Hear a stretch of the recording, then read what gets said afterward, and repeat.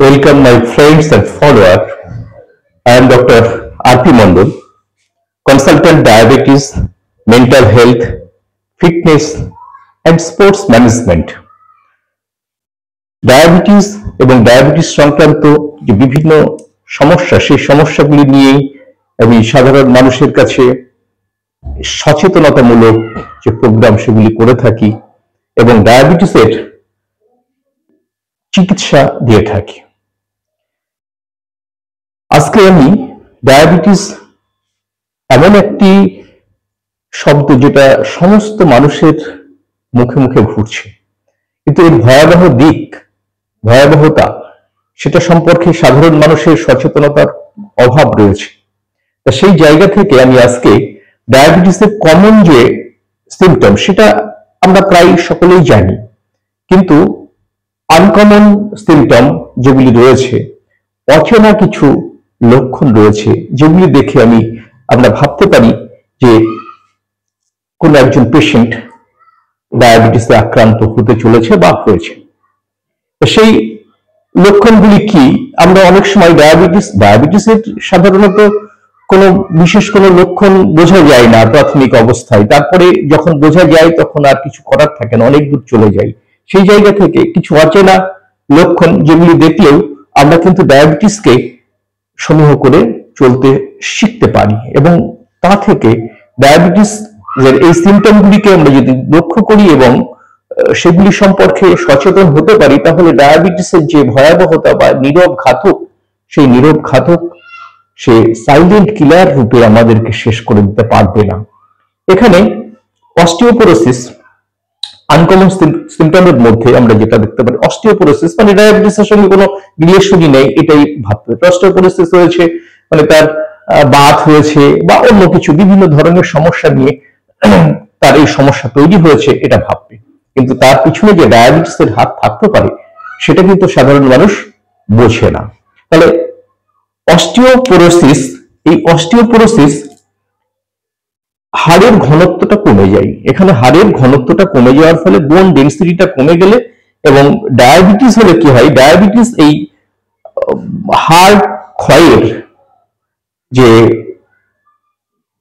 ব্যবস্থা, সেটা ডায়াবেটিস হলে এই কোষগুলি বা হাড়কে দুর্বল করে দিতে, অস্টিওপোরোসিস করতে সাহায্য করে।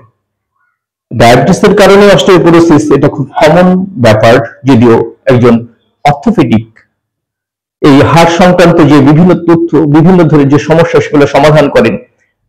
এই সমীক্ষায় দেখা গেছে যে ডায়াবেটিক পেশেন্টরা মানে তাদের বিশেষ করে টাইপ 1 এবং টাইপ 2 অলসো, টাইপ 1 যে সমস্ত বাচ্চাদের ডায়াবেটিস হয় তাদের বোন ডেন্সিটিটা এমনই কমে যায় এবং খুব বোন ভঙ্গুর হয়ে যায়, দুর্বল হয়ে পড়ে।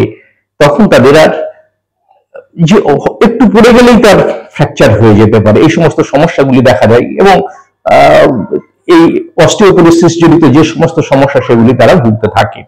তখনই একজন পেশেন্টকে বা একজন মানুষকে সচেতন হতে হবে, তার ডায়াবেটিস হয়নি তো। একটা টেস্ট, খুব সামান্য পয়সায় একটা টেস্ট করে নিলে এটা বোঝা যাবে। দ্বিতীয়ত আমরা বলতে পারি মাড়িতে সংক্রমণ। মাড়িতে সংক্রমণ কিভাবে আমরা দেখে থাকি? মাড়ি দিয়ে রক্ত পড়ছে, মাড়িতে সমস্যা দেখা দিচ্ছে, দাঁতের ক্ষয় শুরু হয়েছে, এই সমস্যাগুলি আমরা দেখতে পাই অনেক সময়। এর থেকে প্রমাণিত হয় যে ডায়াবেটিস হলেই তার দাঁতের সংক্রমণ বা মাড়িতে সংক্রমণ, দাঁতের কেরিজ ইত্যাদি এই সমস্তগুলি হয়। আমরা সমীক্ষায় দেখেছি যে more than 30% patient of diabetes তারা এই মাড়ির সমস্যায় বা দাঁতের সমস্যায় ভুগতে থাকেন। এরপরে আমরা বলতে পারি গ্যাস্ট্রোপ্যারোসিস। এটা কি? গ্যাস্ট্রোপ্যারোসিস এটাও একটা সমস্যা, যে সমস্যার কারণে দেখা যাচ্ছে যে আমরা যখন খাদ্যটা খাই, খাবারটা খাওয়ার পরে আমাদের ইসোফেগাসের মধ্যে দিয়ে পাকস্থলীতে যাই, পাকস্থলী থেকে সেটা একটা নির্দিষ্ট পদ্ধতিতে আমাদের যে এই যে মুখগহ্বর থেকে পায়ু পথ পর্যন্ত প্রায় 21 ফুট লম্বা একটা প্রসেস, এই প্রসেসের মধ্যে দিয়ে খাবারটি যায় এবং এখানে গিয়ে এই পাকস্থলী থেকে যখন পাকস্থলীতে পৌঁছাচ্ছে, পাকস্থলী থেকে ডিওডার্মের ভিতর দিয়ে ক্ষুদ্রান্ত বৃহদান্ত হয়ে আমরা পায়ুর পথ পর্যন্ত যাই।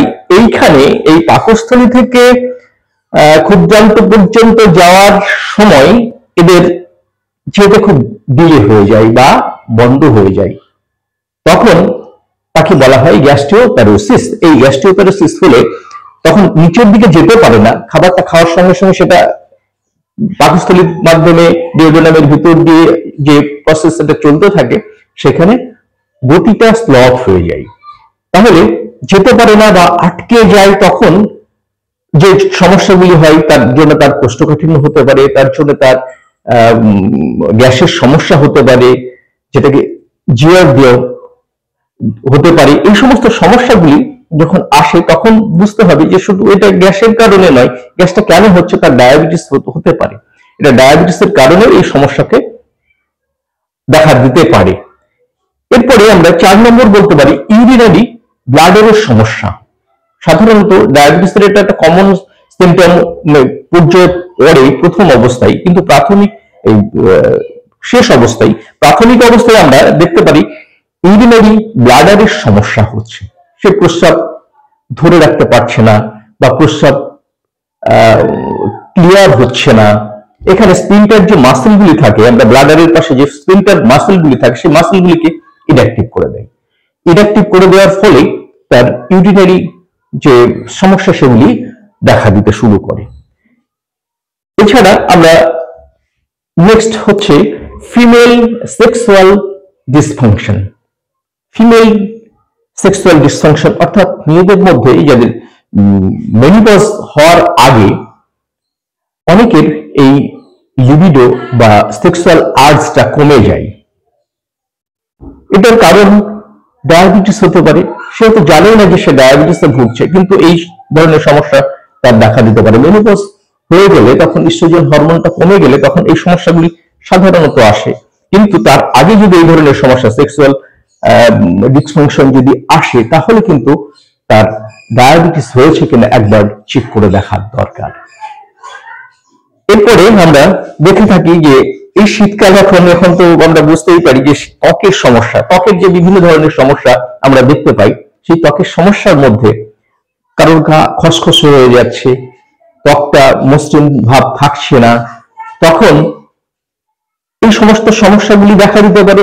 আর একটি সমস্যা যেটা হয়, এটা খুব লক্ষ্য করা যায় যে ঘাড়ের চারিপাশ দিয়ে একটা ব্ল্যাকিশ যে একটা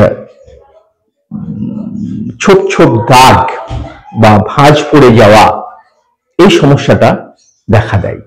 এবং চুলকানি হতে পারে, এই সমস্ত জায়গায় চুলকানি হতে পারে, ত্বকের চুলকানি হতে পারে। এই সমস্ত সমস্যাগুলি থাকলে বুঝতে হতে পারে যে তার ডায়াবেটিস হয়েছে কিনা। ডায়াবেটিসের এই সমস্ত সমস্যাগুলি আমরা সাধারণত ওই শরীর দুর্বল হয়ে যাওয়া বা প্রচন্ড খিদে পাওয়া, প্রচন্ড জল পিপাসা পাওয়া, বারবার প্রস্রাব যাওয়া ইত্যাদি এই সমস্তগুলি ছাড়াও এই সমস্যাগুলি কিন্তু আমরা ডায়াবেটিসের অচেনা লক্ষণ, এগুলি থাকলে তার ডায়াবেটিস হতে পারে। তাই ডায়াবেটিস হচ্ছে এটা প্রাথমিক অবস্থায় যদি ডিটেক্ট করা যেতে পারে, চিহ্নিত হয়, তাহলে কিন্তু একজন মানুষকে ওষুধ ছাড়াই আমরা এমডিএল থেরাপির মাধ্যমে, ওষুধ ছাড়াই এমডিএল, এই MDL therapy, M for medicine, তার প্রয়োজন হলে আমরা ন্যাচারাল যে সমস্ত মেডিসিন সেই মেডিসিনগুলিকে আমরা দিয়ে থাকি। ডি ফর ডায়েট, ডায়েটে সে কি রাখবে, কোনটা রাখবে না, কোনটা কি পরিমাণে রাখবে, সেটাও আমরা এখান থেকে ম্যানেজ করে দেওয়া হয়। এবং লাইফস্টাইল মডিফিকেশন, এই ফর লাইফস্টাইল মডিফিকেশন, কিভাবে সে তার জীবন যাত্রা পরিচালনা করবে সেই জিনিসটা এখান থেকে শিখিয়ে দেওয়া হয়। এবং এইভাবে চলে আমরা ডায়াবেটিস পেশেন্টকে ওষুধ ছাড়াই খুব সহজে তাদেরকে ডায়াবেটিস মুক্ত করতে, রিভার্সাল করতে সক্ষম হচ্ছি। ডায়াবেটিস এই রিভার্সাল আমরা খুব সহজে করতে সক্ষম হচ্ছি আমরা এই অ্যাওয়ারনেসের মাধ্যমে।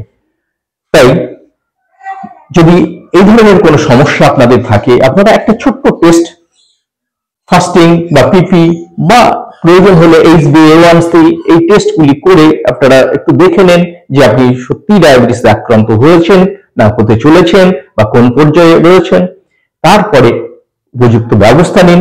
ওষুধ নয়, প্রাথমিক অবস্থায় কোনো ওষুধ দেওয়ার প্রয়োজনই পড়বে না যদি আপনি সঠিক সময়ে এই সিমটমগুলি বুঝতে পারেন এবং ব্যবস্থা নিতে পারেন।